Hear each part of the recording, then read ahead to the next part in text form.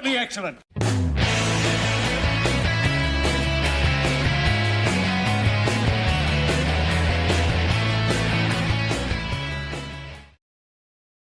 Hey, how's it going, party people? Welcome to Perfectly Excellent, episode number 54, back after a 1 week hiatus or an every other week summer schedule, whichever you prefer. But we're back. Alan, welcome back. Thank you. It's good to be back. Welcome back to yourself as well, Tim. I didn't leave New Jersey. You're the one who left New Jersey, not me. I did. Well, New Jersey's a state of mind. You can never really leave. That's true. It's always there with you wherever you go. It follows you around like a chip on your shoulder. Yeah. I don't know. There's nothing wrong with our garden state. I think it's a fine place. Oh, I am immensely proud of New Jersey in a borderline pathological way. So you do not have to convince me that this is a lovely, lovely state to live in. Yes. People not from New Jersey don't get it, though. When you say you're from New Jersey, they don't know what you're talking about. You might as well be from Mars. Yes, they tend to think you're obnoxious for whatever reason, which I don't understand that at all. But so it goes sometimes. So so we're back. We've got some things that we're going to be discussing. Alan just got back from Disney World, so we're going to hear a little bit about his trip. He is also frozen, so I don't know where he is right now. So I'll just sort of keep talking here a little bit. We're also going to do an invention exchange, show off some recent pickups. A little later on, we're going to be hitting the now playing section of the show, where we'll talk about something we're listening to, watching, that sort of thing, which I'm going to talk a little bit about. There's an album anniversary today that I wanted to discuss. So we will get into that in just a little bit.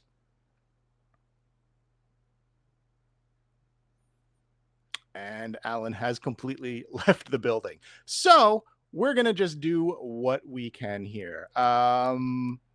I am going to talk a little bit about a topic that I wasn't sure if I wanted to discuss or not, but since Alan is having some technical possibilities and we're live, I'll bring it up now, just for the lack of anything better to talk about. I have recently decided to remove myself from the Star Wars Black Series line of collecting. I was running out of room for stuff, and I was getting a little frustrated with some of the character selection that had been coming out recently. They weren't really hitting a lot of the key people that I was still waiting for. And while in the midst of a rearrange in my room to try to make some space for some other things that I've been acquiring, I took down my Black Series figures and I put something else up where they were. And the thought was that I'm going to hang on, keep them in a box for a little while, and see if I miss them. See if not having them in my shelves around me is something I was like, oh, I want to get those back up. I got to find room for them. So I had them down for maybe a month, maybe 2 months. And what I realized was that I wasn't really missing them. It wasn't really a big deal that I didn't have those figures up anymore. And I've kind of come to the conclusion that it's time to part ways with the remainder of my Black Series collection. I had gotten rid of I probably got rid of about half of it about a year ago or so, maybe 9 months. But, I kept all of the figures that were really important, mostly the original trilogy figures, some of the Rebels stuff, because the Rebels cartoon is certainly one of my favorites. And I'm getting rid of it. Like, I actively have some eBay listings going where I'm selling some of them. I wish I hadn't thrown away all of my boxes, which I have only done so in the last 7 months. So I wish I had a little bit more foresight to hang on to those. But I have started taking pictures of everything. I've started writing up listings. I got a handful out there ready to, already sold. And then I got a bunch of other stuff that's going to gradually make its way there. I figured, listing 100 things all at once with all of the auctions ending at the same time might be a little bit more than I can handle from a shipping perspective when those auctions run out. But I am, I have started listing them. I am divorcing myself from Black Series collecting. The only figures that I'm keeping are the Bounty Hunters. I'm going to keep Grand Admiral Thrawn. And so far, I've decided to keep the the Celebration exclusive, which was not really an exclusive at all because it was on Amazon, Ronin and his droid figure, because I do really like the way that figure looks quite a bit. So I'm hanging on to that one too for now. But pretty much everything else is going away. I've already sold the Emperor and his chair. That's out the door. Han Solo and his Tauntaun, gone. That is out the door, along with my San Diego Comic-Con Jabba's throne room pack thing, out the door. Those were buy it nows, so those have definitely moved on already. A bunch of other stuff is up listed as standard auctions, low starting prices, of course. See what happens there. And again, I'm going to gradually just sort of keep moving them. And I've just decided, like, I have my vintage Kenner Star Wars figures, and that's just going to have to be enough for me. I don't really have the room to have a big collection of modern Star Wars figures in addition to my collection of vintage stuff. I am starting to focus more on collecting vintage toys and moving away from some of the modern stuff that I'd collected. And again, parting ways with the Black Series wasn't necessarily something that I saw coming. It wasn't something that I thought I would definitely do, but it was time. I took them off the shelf. I didn't miss them.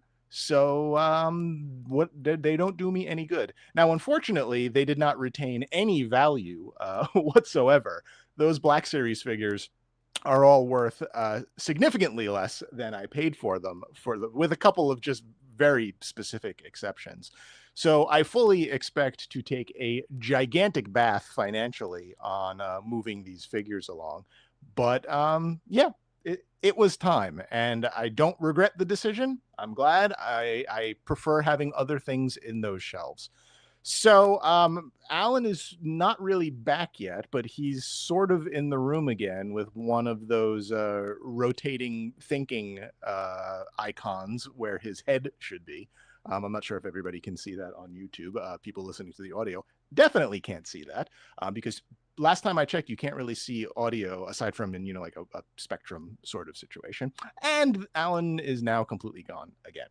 So I'm not really sure what else there is to say about those Black Series figures. I'm not getting rid of all of my modern figures. I'm still very much invested in the G.I. Joe classified line. I really dig those figures.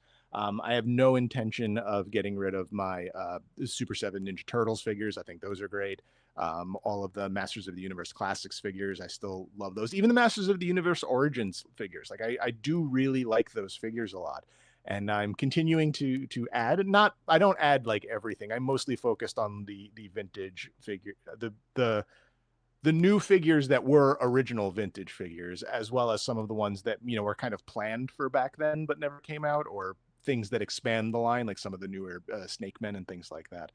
But for the most part, I'm really trying to stick with just focusing on bringing more vintage toys into the collection.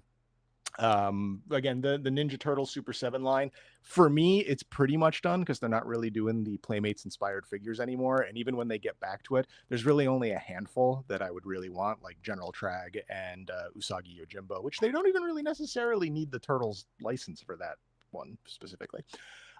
As far as the Masters of the Universe Classics line, I mean, that's done. I'm not going to be adding any more of those.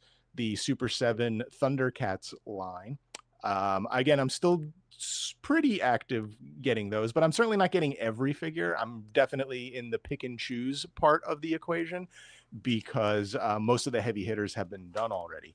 So again, weeding away some of the modern stuff. I've separated myself from the Black Series. They're going up on eBay. Mm-hmm. And I wasn't planning to tell that story, but when you have to fill several minutes of dead air, you're going to start telling some stories. Hey, Alan, welcome back. Thanks. Good to be back. Yeah, my internet just left the building the second we went going there. That was good stuff. Yeah, I think it's you. I think it doesn't like you because today I worked from home. It's not alone. All day. I was on calls all day. The second we try to do something fun, it's like, oh, is this not work? Not work related? This is fun? Shutting down. Sorry about that. That's okay. Anyway, any thoughts on the fact that after all these years, I finally decided to sell all of my Black Series figures? I don't know how much you just disclosed, but I saw the process in real time happen, right? And to me, it makes a lot of sense. You're going where the joy is, and you're Very just much. not finding it there. So it's, I mean, I get it. It is crazy to see. You did have at one time how many displays were Black Series? I had 4 Detolfs full of them with Yeah. spillover for larger figures. Yeah, and it's just I see a lot of people actually dismayed with Black Series for multiple reasons, but I think you've got sound arguments. The joy's just not there. I don't know how long they expect me to wait for a Lobot or a Gonk. Mm. And I got tired of waiting. And you know what I was saying before you left is like the big thing was when I took them all down while I was rearranging stuff to see if I missed them, and then I didn't. Mm. And that was the thing. So Yeah. Hey, I think you're evolving. You're finding what's more important to you, and unfortunately, they don't cut it. And I get it. I mean, mine are sitting in a bin too. I think they're on my naughty list as far as new purchases, but well, I'm definitely not making any new purchases. That's for sure. Yeah. I just wish that they were worth a fraction of what I paid for them. Like that would be convenient. Yeah, but alas, that ship it's sailed. Not. Yeah. And again, I don't want to focus on the negative stuff. Wasn't even planning on telling that story. So do you want to move over to the Invention Exchange and start talking about some fun new pickups that we've both had? Let's exchange inventions. All right, here we go. Perfectly excellent.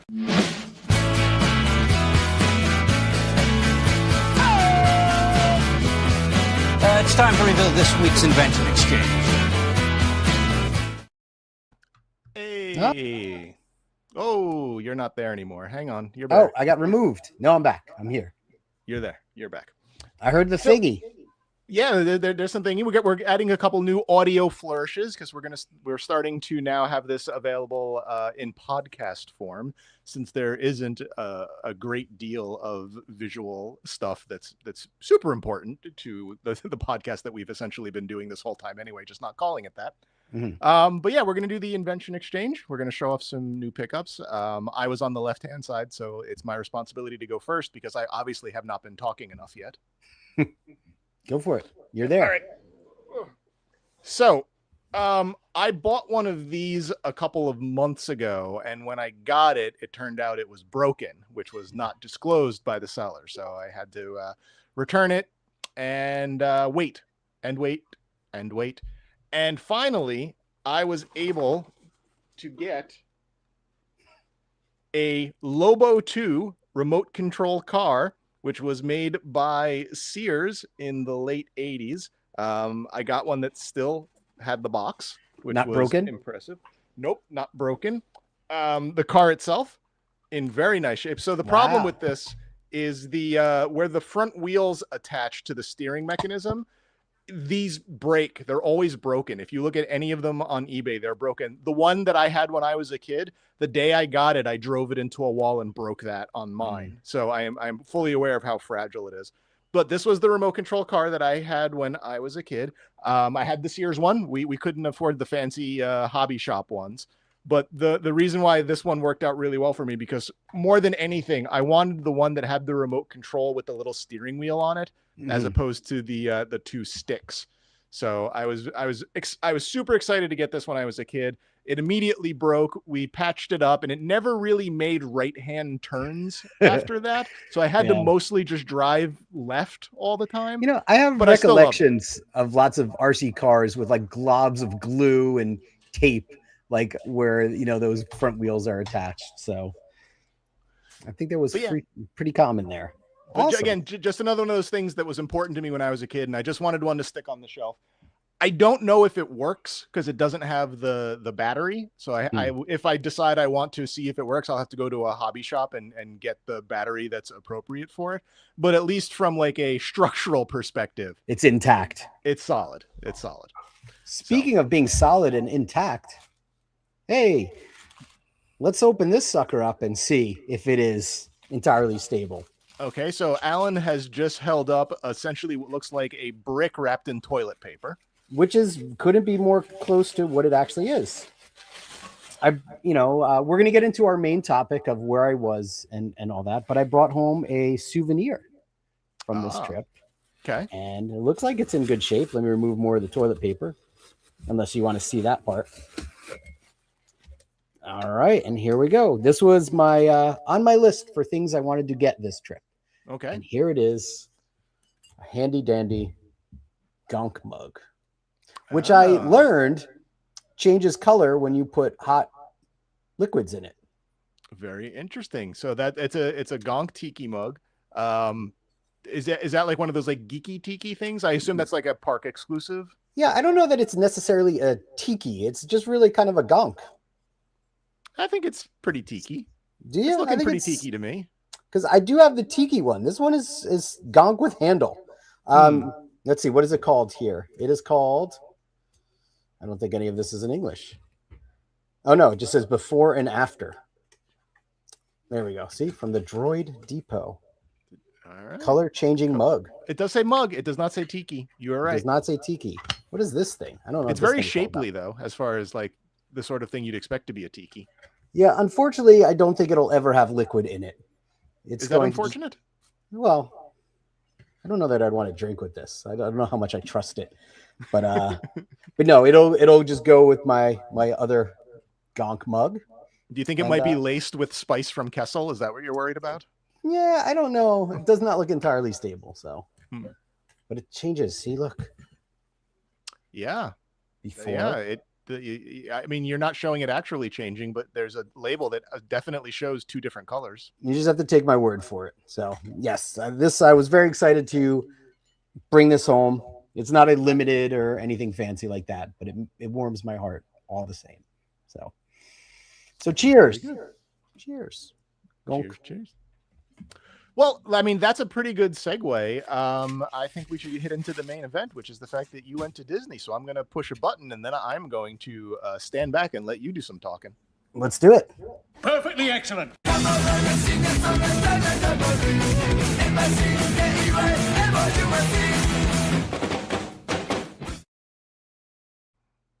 So I love that you put the fast passes on that image because that really was a good reminder of just how much has changed over the years. I think those were from 2015, if I caught the date on them. Mm-hmm. And unfortunately, fast passes are a thing of the past. Yeah, a lot has changed and a lot keeps changing. And amazingly, even though we go every year, there's still new stuff to do. So I thought I would report back to you on some of the new things that are happening around the parks. And see what you think. All right. I know you have a couple of slides to further enhance your storytelling. So I'm going to pull that up. However, because you fell out of the stream, you're not going to be on that screen. So you're going to have to give me 1 second to put you back on the screen when I switch. Okay. You twiddle those knobs behind the scenes. I'm going to wait until I reappear. All right. So I'm gonna go to the screen share. Then I'm gonna bring Alan back on, and he's gonna see that was pretty seamless, right? That was totally seamless. I wouldn't, if you hadn't said anything, I wouldn't have noticed. So when do you remember the year that you last went to Walt Disney World? 2004. 2004. Okay, so that was like a couple of years ago. That was a while ago. At least 4. Yes, at least 4. So things are different these days. Mm-hmm. One of those things is Aerosmith has been evicted from the Rock and Roller Coaster. See, this is something that I have sort of mixed feelings about because in general, I vehemently dislike Aerosmith. Mm-hmm. However, for the 4 minutes that the ride lasted, Aerosmith was the greatest band in the history of the world, like while you're on that roller coaster. And then the moment you get off it, they're terrible again. Yeah, I concur. Like, yes, the soundtrack to the ride, having whatever Aerosmith songs, I don't remember what they were. Dude Looks Like a Lady, maybe. That's Aerosmith, I think. Blasting. It did make the ride. It was a lot of fun. I will say, I do like this version better, though. Oh, I would think so. And this version, of course, is the one that has the Muppets in it, and most specifically the Electric Mayhem, correct? Yes. So we'll get into it a little bit. We're losing the Muppets from one place, but we're gaining them here. And I don't know if you remember this attraction. I do. Before you go on the ride, there was a pre-show with Aerosmith talking about getting you, a stretch limo and backstage passes and all that stuff. And then you get into the limo and that's the ride. Well, they redid everything. And now I don't remember the full story, but I think it's Scooter's uncle or something owns the record studio. So there's no more Aerosmith in the pre-show. It is all Muppets. And there is a live animatronic Scooter there, in addition to some Muppets on the screens. And the pre-show was just awesome. Like it looked great. They had a lot of great jokes. I wish that was longer. Like I would have liked another 5-10 minutes of just the pre-show, because it was great. It was just classic Muppet gags and good time, and good to see an actual Muppet animatronic. They should have made it in 3D. Well, I mean, Scooter was real, so does that mean he's 3D? No. He had all the dimensions. He had all the right dimensions. Nope. Yeah. Not 3D. Not 3D. Well, could you see him without wearing special glasses? Yes. Not 3D. Oh, wow. That's disappointing to hear. But because he looked marvelous. He moved he looked like somebody was puppeteering him. It was just amazing. The ride itself is, once you get through the pre-show, is largely unchanged. It's the same coaster. They added a couple little Muppet things here and there, like an animal counts you down for the launch before you go upside down.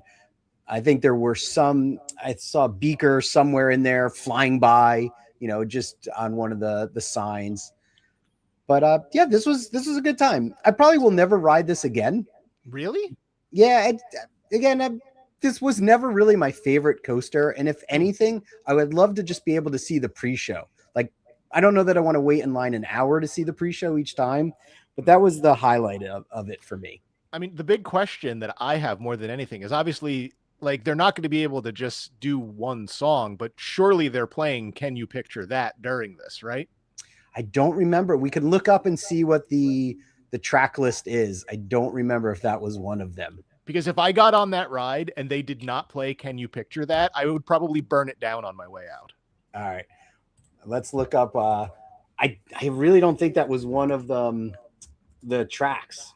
But I mean, they even have like the guitar in the front of the building is all like tie-dyed, like they made the car in the Muppet movie while they're singing Can You Picture That?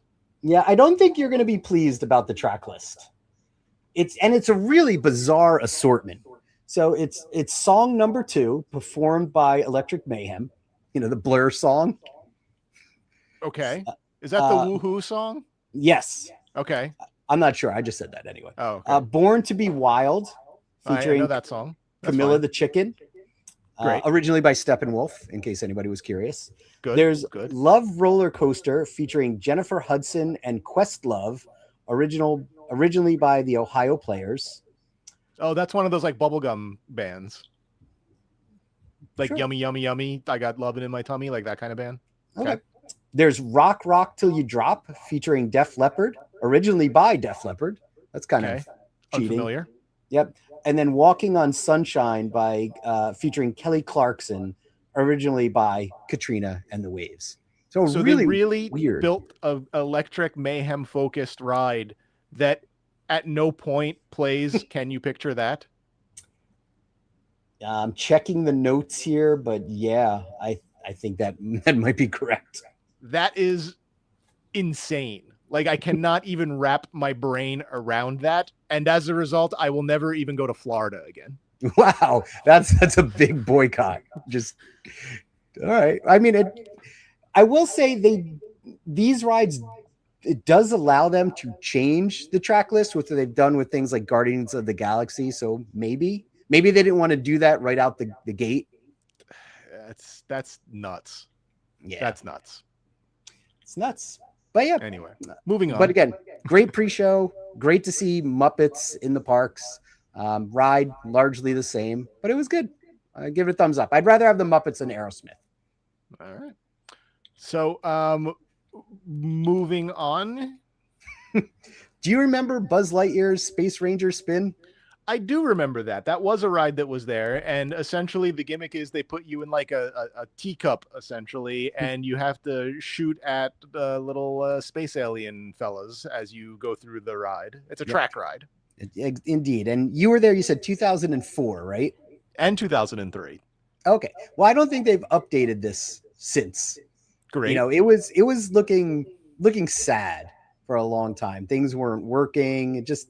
It needed some TLC. So they finally took it down for a refurb, and they completely changed the experience. The guns are no longer fastened to the vehicle. You can pick them up and freely aim around. The targets now respond when hit. So you could actually see that you're hitting a target. They put in new score screens in the vehicle. So it's great update. Felt like a brand new attraction. They improved a lot of the scenes. And as you can see on my face, it is now extremely competitive, between me and my family riding through there.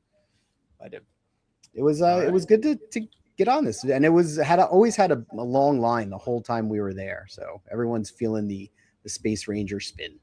This is one of the ones that they put in where like Mr. Toad's Wild Ride was, right? Like it's one of those like little, like one of those like box rides, if I remembered. This one's in Tomorrowland. It replaced, I think, If You Had Wings, if I'm not mistaken, like an old, was that a TWA ride? Like from way back when. Right. So, but yeah, like you said, you're just on a track. You go through a bunch of different scenes, and there's targets, and you can rack up a score here. All right. Yeah. So glad to hear about the improvements. I remember it being fun. My wife and I were in the teacup to get together, and yeah, it gets competitive. Yes. So the only downside that I fear with these handheld blasters is there was a lot of cars you were seeing that were out of service on the track, because I think people just probably maybe are not so gentle when they're using them and just spinning around and slamming them. So I have concerns about the longevity of this update. And they might, I don't know, you might have to leave a credit card deposit before you get your blaster so you can return it. Might have to wrap them all in Nerf. Yeah, maybe they should partner. Nerf should sponsor this. That would be great. So, yeah, and this is dumb. Explain what this is. Yeah, I'll explain. This is dumb. This is me being a tool. Now, so there's photographers, Disney photographers all around the parks that they're called PhotoPass, and they will take photos of you and your family, and they do things called magic shots, where they add a little something to your photo, something that is not there with you, and then you get the photo and you're like, wow, look at that. That's magical. That was not there with me when I took that photo. And here are some examples where, the PhotoPass photographer will tell you to do something. They'll be like, look here, use the force, do this with your hands. And you're like, oh, I can't wait to see what happens. Right, I want to go back and have a talk with them about this. Yeah. Starting with the top left, explain what's going on here to anyone who might only be listening. Yeah. So this is a photo of me holding like a hologram puck. That actually, I was holding that in my hand. And there's I don't know who it is. Is that Fennec? I can't really tell in the photo, but there's a hologram of some character displaying from it. And for some reason, I'm like using my hand in like the force position. Like, I don't like this hologram. Like, I'm angry at it. So it's a bizarre reaction and a bizarre pose. And when I got the photo, I'm just like, what is going on there? All right. So then directly below that.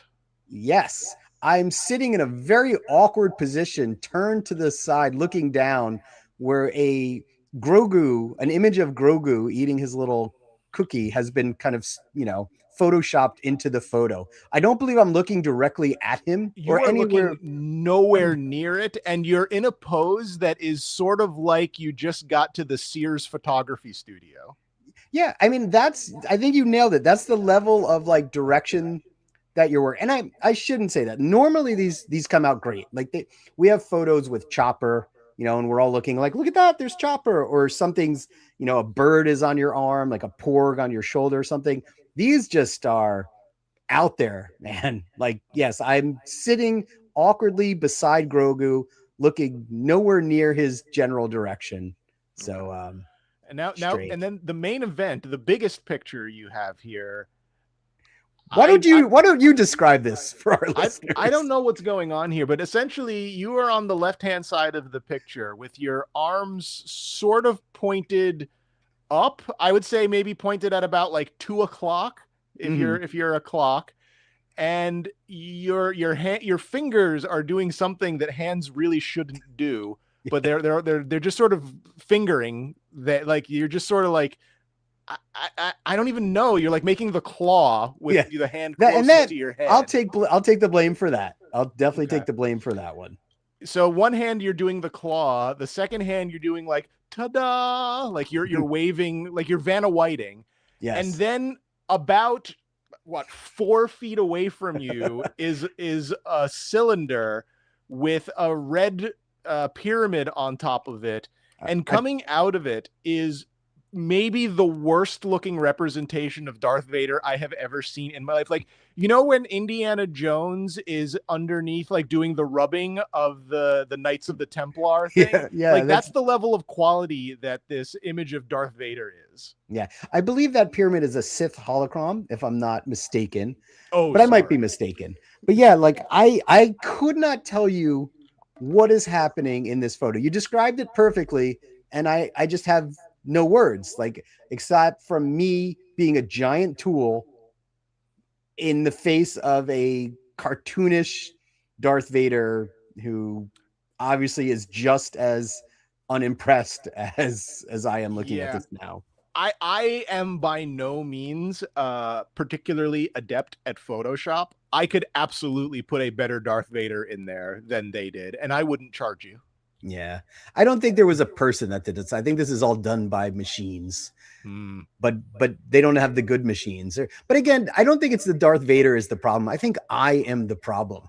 Like whatever I'm doing in this photo is just exacerbating how awful all of this is. It's like with one hand, you're like with the hand that you have cocked back, it looks like you're about to throw the fireball. Yeah. But with the other hand, you're like welcoming the fireball to the party. Yeah. It's the dissimilar, like your hands are just not doing the same thing. One seems angry and the other is welcoming. Yeah. And again, I can't blame the photographer for this. I think this was me going like, what should I do? He's probably like, oh, that's good. And I'm like, okay. But yeah, PhotoPath, normally fun. Can we put a speech bubble that says, here's Darth? We should. I'll leave it to you with your Photoshop skills. I'll send you the original of this because it's bad. They're all bad. Yeah. I didn't include the two of me that don't have any effects in them, where I'm folding my arms awkwardly and I have my hands on my hips like a superhero. Like those are poor. All right. So moving on to some other instances of you, and I don't know what's going on with some of this, but there appears to be a picture of you and a Wookiee that's having some hair coloring issues. Yeah, this is Chewbacca with definitely a bad hair day. Now, I will give him that the humidity in Florida was awful in August. So that I'm sure this was tremendously uncomfortable for him. Yes, but I appreciate him coming out, and we had a good chat. But yeah, these are, just regular photos. Yeah, on the left I met the Wookiee Chewbacca. He is very, very tall, very, very furry, and having some hair problems. But it was still fun to have a conversation with him about the Millennium Falcon. The one thing about this interaction was one of the Disney cast members says, when Chewbacca, says hi to you, that's your turn to come over. And I said to him, well, I don't speak Wookiee. How will I know when he says hi? And I thought that was really funny. And we all laughed and laughed and laughed. Yes. I realize now I'm a middle-aged man walking around, like making jokes to random people. Like that's the point in my life I am. So and I wish I could remember how to say the Wookiee language. It's like Shri-Wook or something like that. Like if you had like dropped the actual language that they speak, then they would have been like, don't let him back here. Yeah. Okay. It's time for you to go home. This is not real, right? Let's just start with that. I'm very puzzled by the gray on Chewbacca's legs and on his shoulders. I do not remember him ever being that color in any expression of any entertainment. Well, he's very old now. He was 200 years ago back when, back in 1977, right? Yeah. So he's like, what is he, like 300 years old now? I don't know. It's It's odd. It's odd. And then the next picture is you with the Mandalorian and Grogu, and I looks like you're holding a box of Rice Krispies. Yes. No, so there was a Droid Depot, a special figure was released while we were there. So this morning I was out on a quest to go find him. I went to the Star Wars land thinking that's where he would be, and he was not there. So I had to go elsewhere to get him. And as I finally got him and I was walking back to Star Wars land, I came across the Mandalorian, who's just kind of out and about. Now, if you want to get a picture with the Mandalorian, he has to kind of like beckon you over. So I had to push a bunch of little kids out of the way to get up front, which Good. I'm not ashamed of. No, I'm kidding. I didn't do that. There was nobody there. I just walked over. He was there. And of course he sees, again, middle-aged man wearing a Jawa t-shirt, a Star Wars hat, carrying a Star Wars toy. And I guess he just felt obligated to have me come over. But I will give the Mando credit. He was interested in my bounty. He wanted to look at it. So he took it from me. He was trying to figure out what he was. And the Mandalorian doesn't speak freely, but he has like pre-recorded phrases. So he was saying things like, oh, you got your bounty. Hope this is worth it. And then he showed it to Grogu, who cooed a bit. And it was very, very silly, but it was fun. And then he said, he shook my hand and said, this is the way. So. All right. Well, that's good.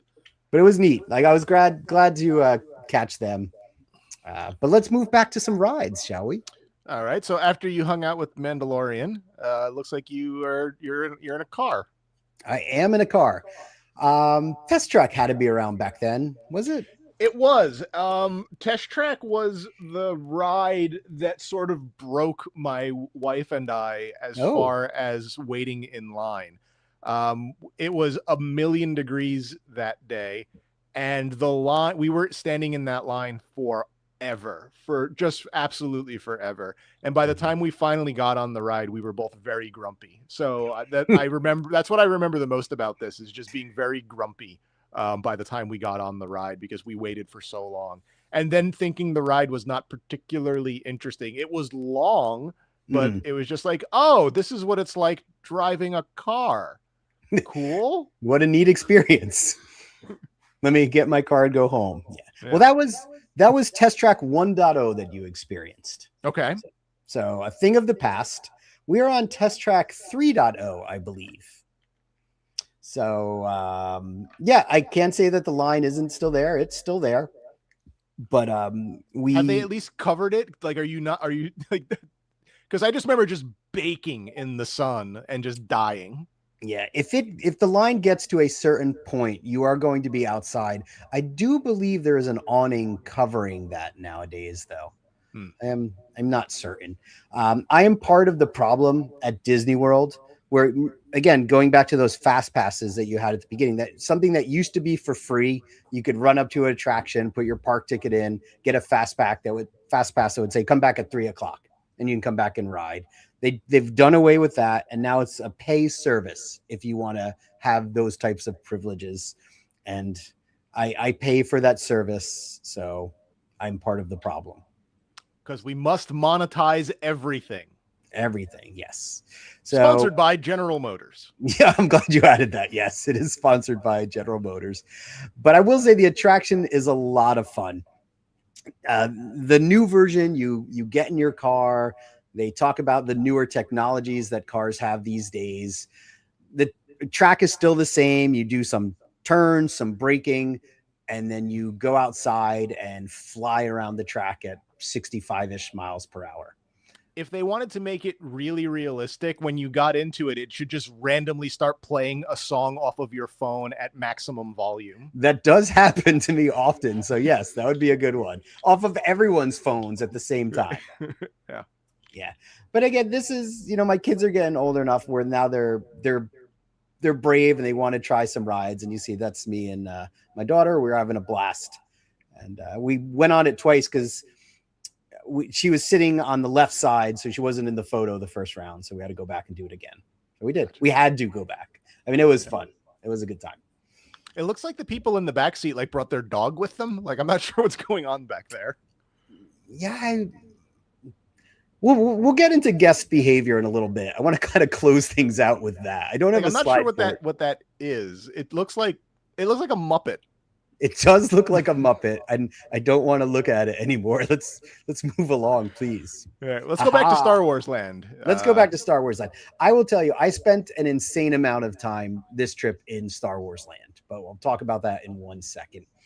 So one of the must-dos for me in Star Wars Land is I go to the milk stand and I get my blue milk. Yep. Which is not actually milk, because that would be super disgusting. 110 degrees in the Florida sun, drinking a glass of blue milk. It is actually some non-dairy, fruity kind of concoction. I can't really describe it, but I do love it. And it's served slushy style. Okay. So, very, very delicious. I actually had two before I decided to try the new flavor for, I guess, this year, which is the pink milk, which is a fruitier version of the blue milk in a like synthetic kind of fruity type of way, almost like a Fruit Loops kind of breakfast cereal. Like they tried to make something fruity, but they'd never have had fruit in their lives. They just don't know what it is. Like if the Matrix was trying. No, actually, maybe you don't know what it is, because do you know what fruits are indigenous to this part of the galaxy? I actually don't. You're right, 100%. So this might be what is it? A Melu run? Is that what they had? Sure. Was that from Bad Batch? I think, but it was good. Again, as artificial tasting as it was good, and it may have just been because it's 1 billion degrees out and it was cold and refreshing. But I don't know. I'd go back for more.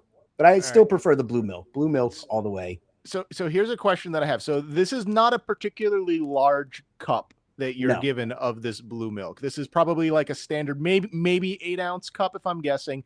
It's a clear plastic cup. It's not decorative. You're not going to take this home unless for some reason you just desperately need disposable cups.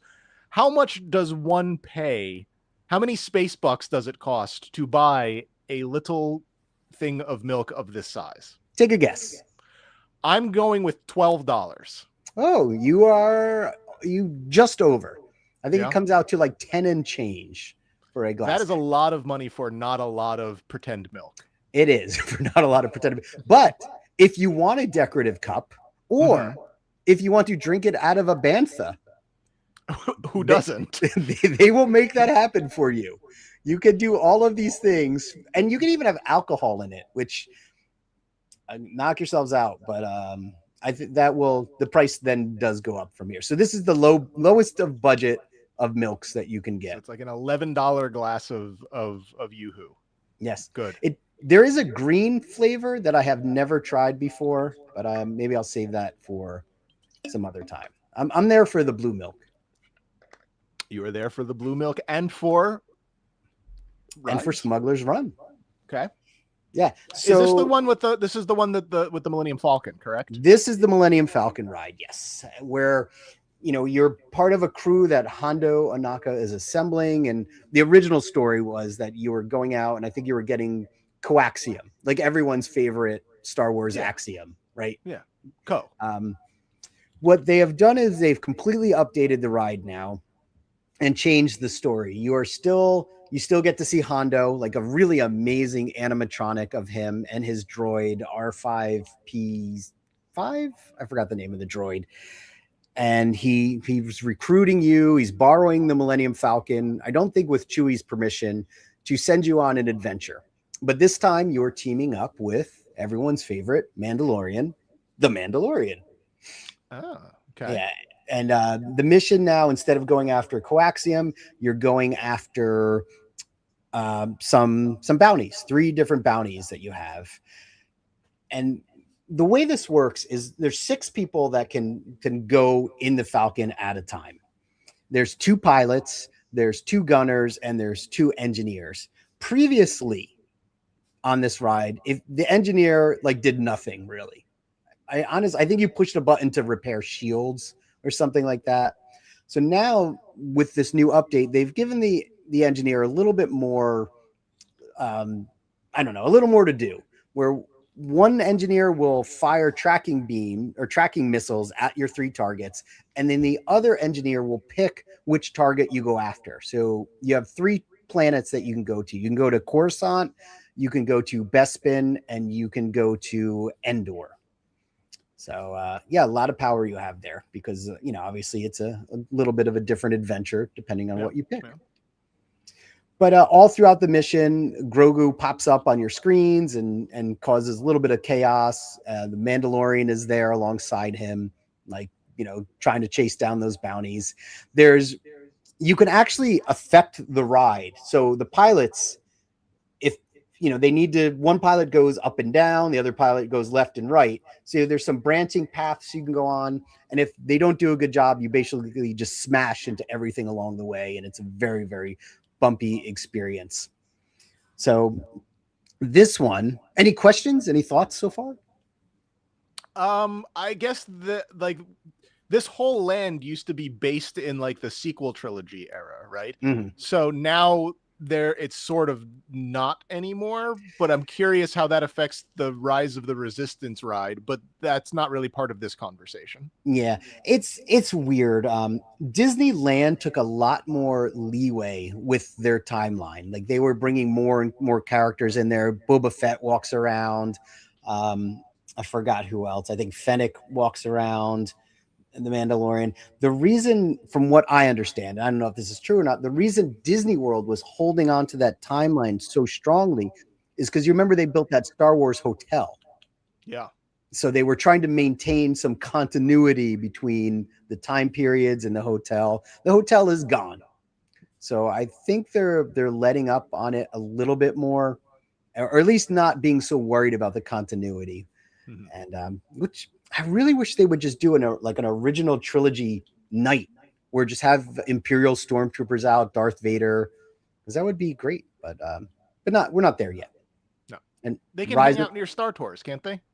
They can. Darth Vader is near Star Tours. Very good. Your Jedi intuition is spot on because the photo, the area he was in, this place called Star Wars Launch Bay, he got evicted. They shut all that down. So he now lives in the Ewok village outside of Star Tours. I hear he's very happy. Yeah, I'm sure he started a garden. As I've gotten older, I've moved deeper into the woods, so I understand that. Yeah, it's just, natural thing. But getting back to Smuggler's Run, it was a blast. And one day I went on it, and then I went back through the single rider line. So I was able to walk right back on the ride with no waiting. And I did that 14 times in a row. Okay, that sounds weird. It was weird, but what was even weirder to me was that people don't understand that this ride is interactive. I think it's not really explained to you very well. The cast members will try to tell you, hey, pilots go up and down. They launch us into hyperspace. The other one goes left and right. But people are like, you're in a theme park, so you're not really thinking. So a lot of people just get on this ride and just sit there and don't interact with it at all. So it was amazing to me just observing this. Some people will press the button, which actually activates your position and then won't steer. So it's the most violent, shaking kind of jerky ride. And they must come off and be like, I'm never going on that again. That was terrible. And even when you exit, everything's sparking and the lights are flickering because you broke the Falcon. You did so poorly, but it was really impressive. And I was even more so impressed that I kept going back on the single rider line, and people did not want to be pilots. That's the most coveted position for this ride. Right. You want to be a pilot. You want to jump to light speed, right? No, they're like, no, you do it. I'm like, all right, I'll do it. So I did it. So do you prefer up and down or left and right? You want to make the jump to light speed. So you want to be on the right-hand side. So you need the up and down. Yeah. Left and right. It sounds like again, we'll talk a little bit more if you want about me and the potential of ever going back to Disney World, but Star Wars Land being a thing when it was not a thing in 2004 is a draw. It's certainly something that I look at and I go, that interests me. Again, you're very much like me. Getting on the Falcon, walking into the Falcon for the first time is amazing. Walking through its corridors, going into the cockpit, that never gets old. That's just, it's a great experience. But yeah, we can chat. A little bit of sadness here. our dear friends, the Muppets we were talking about earlier, they are gone now from Muppet Vision 3D, where they are just completely redoing the land, making a way for a Monsters Inc. land. And they Which just I think bulldozed the whole building, or are they repurposing it just for something else? They're repurposing it, but I think you wanted this, right? You wanted a Monsters Incorporated land. You're a big fan of Monsters Inc., aren't you? I have no idea who you're confusing me with. I'm kidding. Like, I'm just wondering, like, I do like this movie. It's a good movie, but it's like, isn't this movie like 30 years old now? I think they made 2, so maybe it's okay. Maybe the last one is 25 years old. I don't know. I mean, to be fair, it's newer than the Muppets, I guess. But I can't imagine being in a boardroom and being like, what do you guys think? Should we do Muppets or Monsters Land? What's Billy Crystal up to? Yeah, right. The paycheck. And who's the other guy? It's John Goodman, isn't it? John Goodman. That's it. Yeah, Sully. But this was sad. I mean, Muppet Vision was showing its age. I think in the last few years they fixed up the theater a bit, so the effects were newer and the projection was brighter. But I don't know. It's a bummer. This one bums me out. Are they putting in a ride, or are they just putting in like, hey, come meet the little green guy? They're building a whole land, so they'll have a ride. I believe they'll have a restaurant. They'll probably have, come meet the monsters, like you were saying. And I'm all for more rides, but yeah, Would you feel differently if they sold full-size doors? Well, let's get back to that, because maybe they'll give us that opportunity. That's actually what the ride is. You go through that whole door thing. It's a coaster experience. Like a suspended coaster. But, I like the idea of people walking around Disney World holding full-size doors that they bought in Monster Inc. Land. Yeah, I mean, they'll be a good match for all the people walking around with lightsabers. So yeah, I'm trying to think, what is the most ridiculous thing people carry around there? I don't know. Oh, I can answer that. It's all of these insane popcorn buckets that I don't understand. I don't know what you're talking about. I know nothing of the sort. I don't know what you mean. Speaking of popcorn. Yeah, speaking of popcorn, this is something that I think you would appreciate. So this is one. The way they did Star Wars Land is it wasn't supposed to feel like a theme park. You're not going to walk in there and be like, oh, I want to buy Mickey ears and things like this. So they created really unique shops. And one of them is Doc Ondar's Den of Antiquities. And if you just look at, like, there's so much stuff going on in this shop. There's so much to look at around the store. Great eye candy. And he sells like unique things. He sells holocrons. He sells Kyber crystals. He sells, you can come in here and you can buy the legacy lightsabers. So lightsabers of actual Star Wars characters versus building your own. And it's just such a great shop. And he's such a great animatronic. He doesn't have a wide range of movement, but he does his little noises, little hammerhead sounds in there. But I think this would be a fun shop to go into with you and just kind of look around and see what things we can pick out along the walls and stuff. Just like look for all the Easter eggs. Like, like I'm looking at it right now, and like I see, Han Solo's gun hanging out up there. I see the Mandalorian's prong gun up there. I see a mythosaur thing. Is that, I think I see the helmet that Ezra wears in Rebels up on towards the left. I'm not positive if that's that. I think that is in there somewhere. I'm not sure if that's it, but again, those are exactly the kind of things there's so many helmets, and there's like a mounted tauntaun or wampa. There's all these things on the wall. It's a really, really cool space. What's new here in this space is unfortunate, as they're starting to bring more like merch in there a little bit. So a little bit of a downside, but it's still a really fun shop to go into. Very well themed, and just, again, getting to see Doc hanging out there. Yeah, reading the Necronomicon. Yeah, exactly. So I don't know, just something that I would love to go in and like spend time in there, just looking around. Yeah. I just that's the thing. It's like there's nothing that you've shown me that doesn't make me kind of go, that sounds fun. I would like to do that.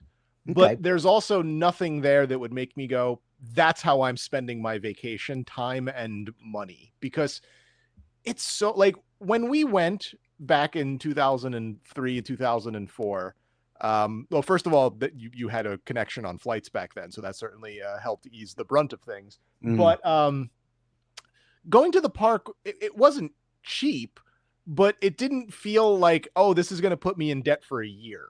Yeah. And anytime you talk about this and like look at prices and stuff like that, I just look at it and I just go, I just could never justify the money versus the experience for me. Yeah.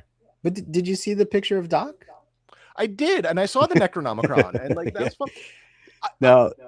In fairness though, I don't have the Disney nostalgia that you did.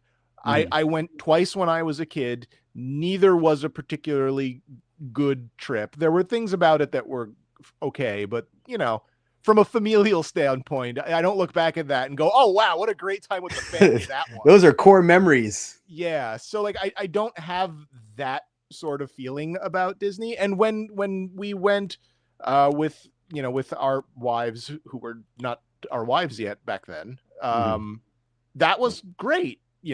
But it's so different now. Like, again, and it's not just Disney. I feel this way about everything. The never ending struggle to monetize every single breath that people take now is something that I find really kind of frustrating and infuriating.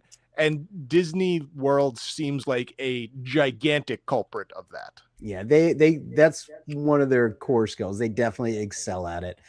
Again, if you want to have an experience where you're not spending hours baking out in the sun of Test Track, you can. You just have to pay more for that. And I grant you, like, it is an expensive trip, but it's something for me that usually about January or February, check back in when I'm like feeling super depressed over the winter months and I just need something to look forward to, is when I go ahead and I book another trip.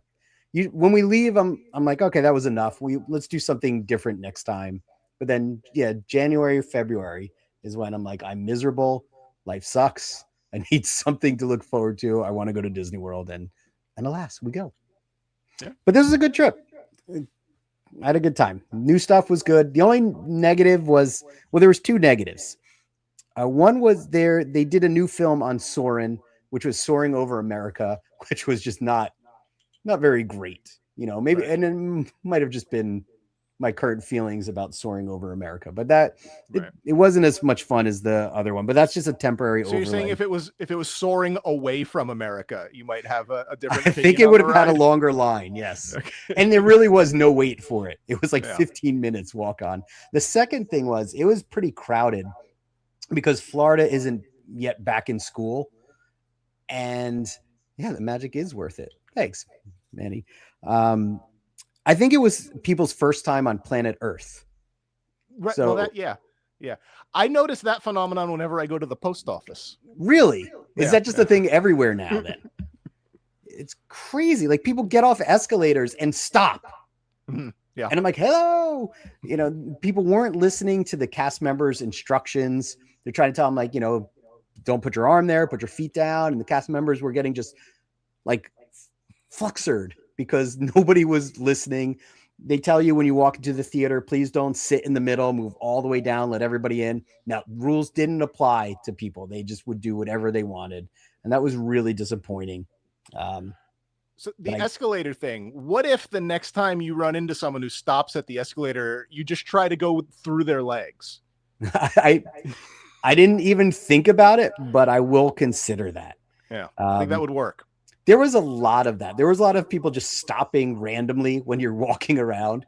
And I blame them, but I also blame Disney because everything is so app heavy now. Like, you need to use their app to book rides and find out everything. So immediately after someone gets on a ride or does something, they take their phone out and start looking at it. So I know that makes you want to go even more. Yeah, I don't want to deal with that. Yeah. I don't know. I'm always excited that you have a good time there. And there are always large chunks of it that I'm very jealous of, that I really, really, really would love to go do. If I could teleport myself to Star Wars land for a day and only have to pay to get into the Star Wars land and then teleport myself back home at the end of the day, I'd go there every month. All right. Well, maybe next year. Yeah, I think they're working on just that. building a whole vacation around it, and having that also be something that like my wife would want to do as part of her vacation. It's like we have different things that we'd prefer to do. Nope, totally get it. Yeah, I know a lot of people. It's like a one and done thing, but I like it. It's my as cliche as it is. It's my happy place. What can I say? Yeah. Well, very good. Cool. All right, so we're coming up on time here, but like we did have a now playing segment that we were going to do. Do you have something for that? Because I do. If you do, I'll push the button. Push the button, Frank. Perfectly excellent.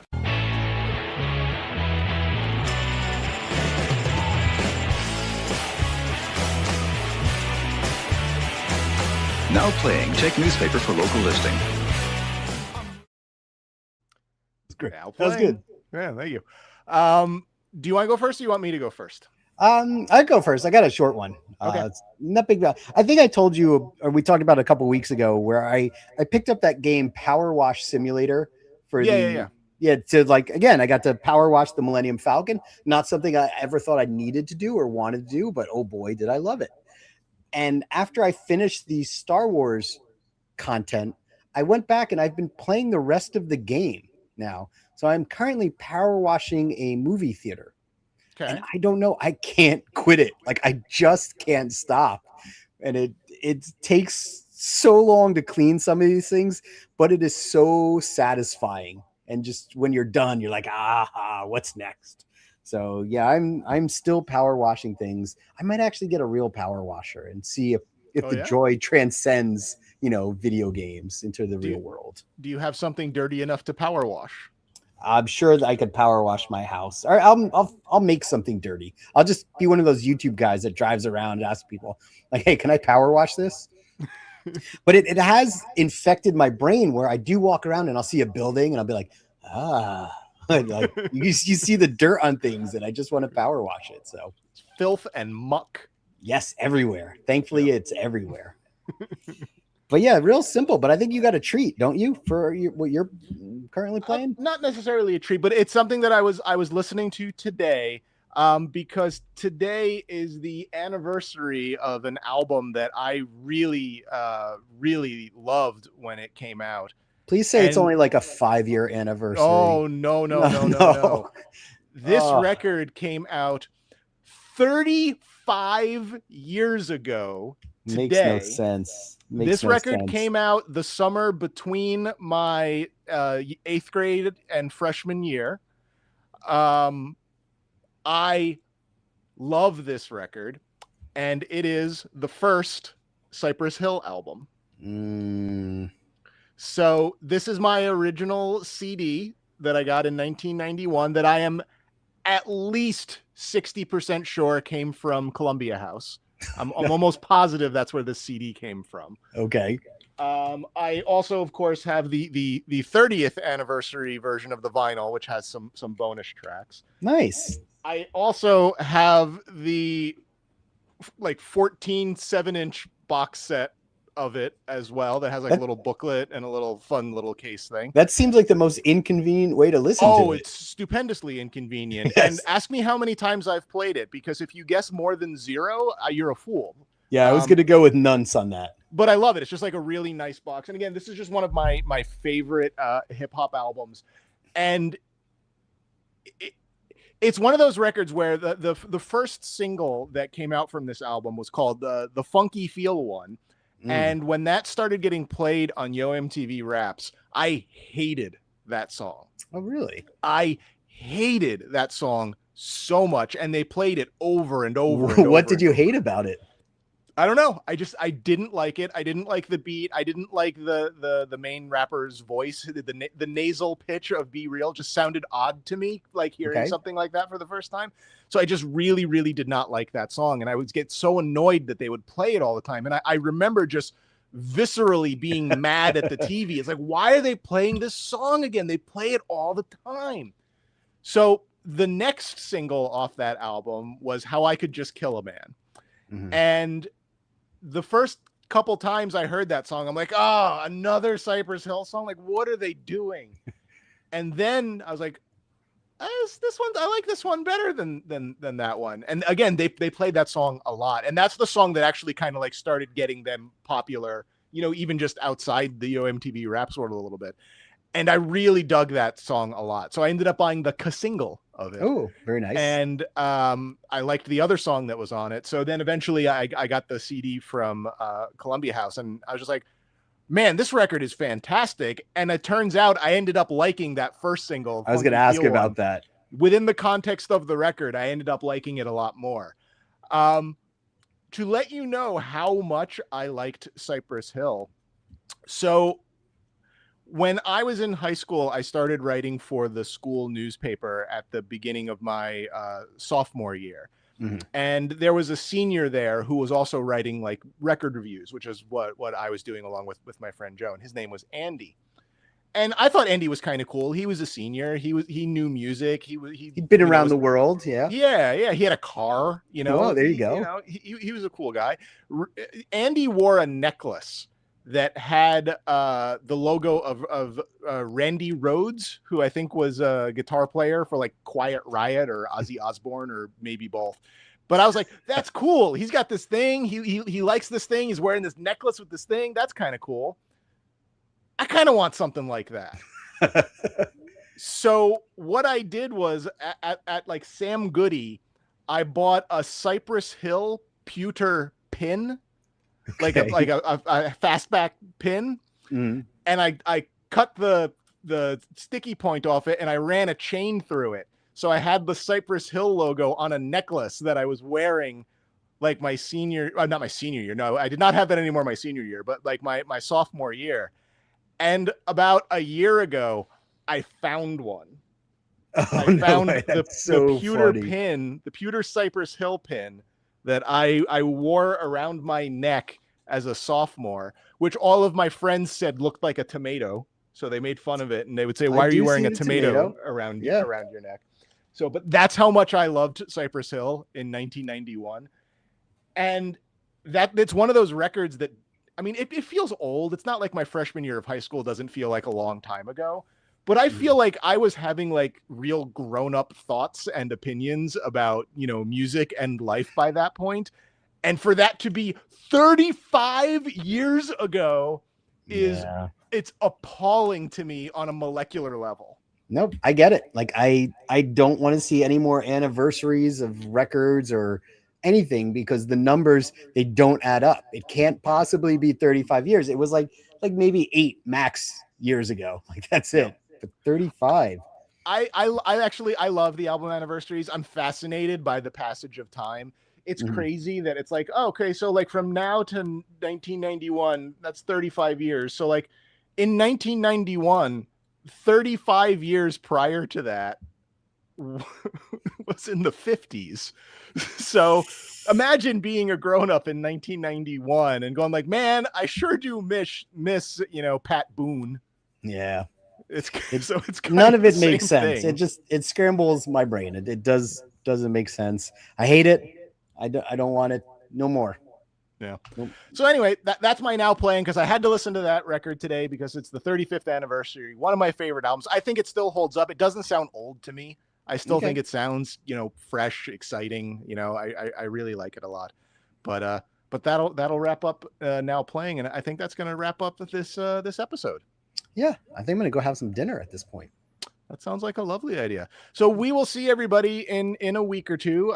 We always do this live on YouTube. If you want to come and say hello, you can. We're also starting to now put the audio of these out on various podcasting things. I actually just applied to have it go to Apple Music today, and I think it's sort of there. Like you can search for it and find episodes, but not the actual podcast. So it's probably still aggregating in some capacity. Okay. So, but we're gonna do more stuff to make sure that this works on like an audio version too. Yeah, in case you can't handle all the handsomeness. Like, yeah. If you need to just sort of black this out and just do something else while you're hearing the dulcet tones of our voice, we understand, and that's fine. Yes. So you'll be able to be the first. You'll be able to get us where most fine podcasts are served, but we'll always be here live on YouTube. Awesome. Check your local papers. Yep. So thanks for hanging out, everybody, and we'll catch you next time. Bye-bye. Perfectly excellent.